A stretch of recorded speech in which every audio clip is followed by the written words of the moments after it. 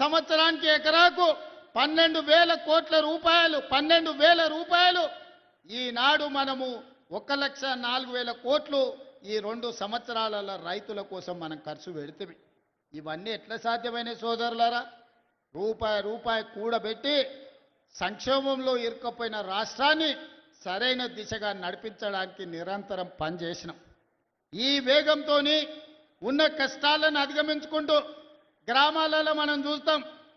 ఉన్న పలంగా తండ్రి వ్యసనాలకు బానిసై ఓ పక్కన పత్తాలాడి ఓ పక్కన మందు తాగి ఉన్న ఆస్తులమ్మి ఏడ దొరికిన కాడాల అప్పు తెలిసి సంసారం జడగొడితే పెద్ద కొడుకు బాధ్యత తీసుకొని తండ్రి చేసిన అప్పులన్నీ కట్టి ఊర్లో పోయిన ఇజ్జతు నిలబెట్టుకోనికే ఊర్లలో ఇంటి పెద్ద కొడుకు ప్రయత్నం చేస్తాడు.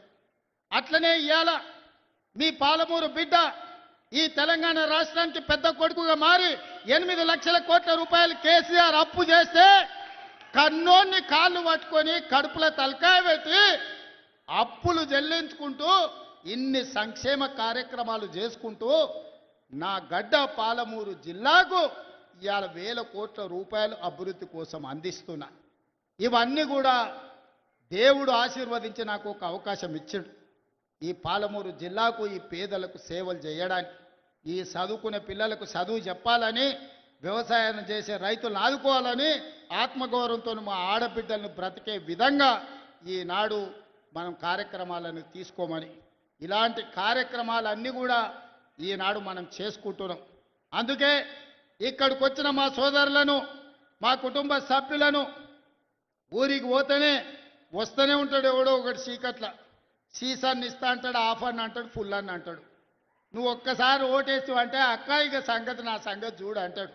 ఎవరికోనికి తలమాసినోనికి వేసి ఈ ప్రభుత్వానికి కాళ్ళలో కట్టబెట్టేటోని మీరు సర్పంచ్ చేస్తారంటే ఇవాళ ఊరు దెబ్బతింటుంది.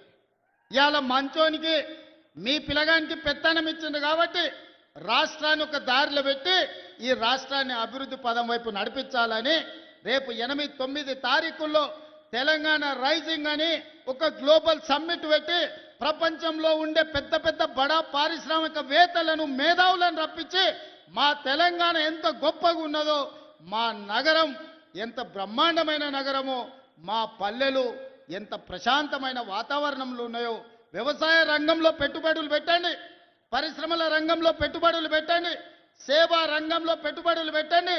లక్షలాది మంది మా తెలంగాణ యువత ఈనాడు చదువుకొని మేధావులుగా ఉన్నారు.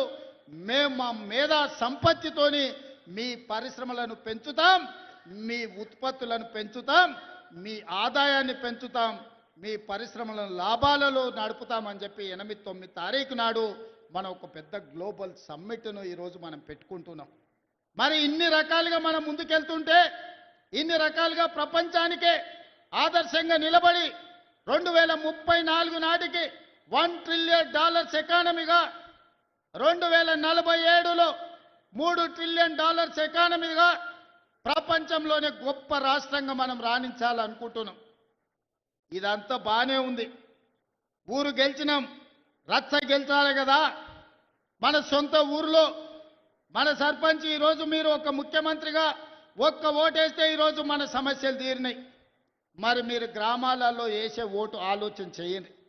వాడు తాడు బొంగరం లేనోడైతే, వాడి ప్రభుత్వానికి కాళ్ళల్లో కట్టెబెట్టేటోడైతే, వాడు నల్లికుట్లోడై నల్లిలాక రోజు మనల్ని గుట్టుకుట్ట తిరిగితే మన గ్రామం అభివృద్ధి చెందుతుందా ఆలోచన చేయండి. మన గ్రామం అభివృద్ధి చెందాలంటే మిత్రుడు శ్రీహరి దగ్గరికి వెళ్ళి అన్నా నా ఊరికి రోడ్డు కావాలని అడిగేటోడు కావాలి, మా ఊరికి తాగనీకే నీళ్లు కావాలి, మా ఊరికి గుడి కావాలి, మా ఊరికి బడి కావాలి, మా ఊరికి కరెంటు కావాలని మంత్రి దగ్గరికి ఎమ్మెల్యే దగ్గరికి పోయి అడిగేటోడు కావాలి. దామోదర్ రాజనరసింహ దగ్గర పోయి కూర్చొని అన్న మా ముఖ్యమంత్రి మా అన్న మా ప్రాంతానికి నీళ్లు నిధులు ఇవ్వమని అడిగేటోడు కావాలి. జూపల్లి కృష్ణారావుని కలిసి మాకేం కావాలనో అడగాలి, వెంకటరెడ్డి దగ్గరకు పోయి రోడ్లు అడగాలి.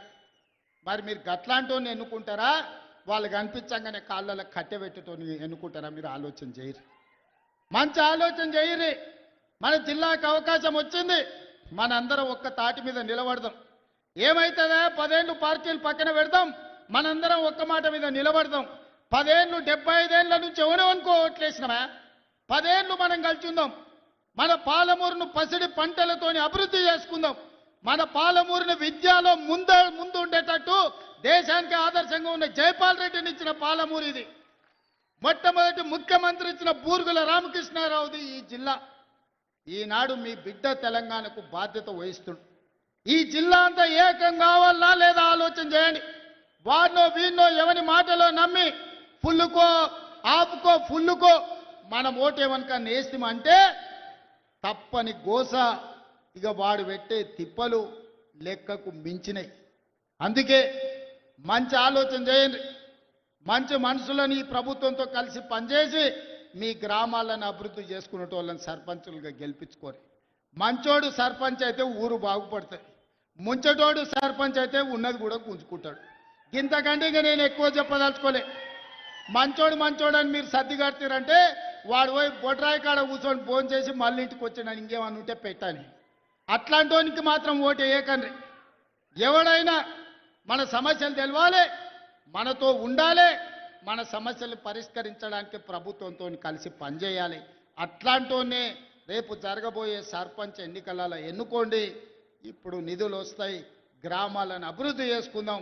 జాగ్రత్తగా ఆలోచన చేసి మన ఎట్లయితే అసెంబ్లీ ఎన్నికలప్పుడు ఎట్లా ఆశీర్వదించినరో ఈనాడు కూడా అట్లే ఆశీర్వదించి సర్పంచులను గెలిపించండి. మీకు నిధులు ఇచ్చే బాధ్యత నాది, మీకు నీళ్ళు ఇచ్చే బాధ్యత నాది, మీకు విద్యను అందించే బాధ్యత నాది, రైతులు పండించిన పంటకు బోనస్ ఇచ్చి కొనుగోలు చేసే బాధ్యత నాది, ఆగిపోయిన ప్రాజెక్టులను పూర్తి చేసే బాధ్యత నాది. ఈ బిడ్డకు అండగా నిలబడండి. 10 ఏళ్ళు ఎదురులేని పాలమూరు జిల్లాను 100 ఏళ్లకు అవసరమైన అభివృద్ధిని చేసుకుందామని మీ అందరికీ విజ్ఞప్తి చేస్తూ మీ అందరి దగ్గర సెలవు తీసుకుంటున్నా. మీరందరూ ఆశీర్వదిస్తారు కదా, ఆశీర్వదిస్తారా? మీరందరూ ఆశీర్వదించడానికి సిద్ధమా? మా అక్కలు చెప్పాలి, చెయ్యెత్తాలి, ఆశీర్వదించ మా అక్కలంతా. మా అక్కలందరూ ఆశీర్వదించినట్టే కదా. గట్టిగా సప్పట్లు కొట్టి వినిపించాలి, ఢిల్లీకి వినిపించాలి గట్టిగా. మా యువకులు అప్పటి నుంచి ఉత్సాహం చూపిస్తారు, సీటీలు కొడుతున్నారు కదా, ఇప్పుడు కొట్టురు సీటీలు.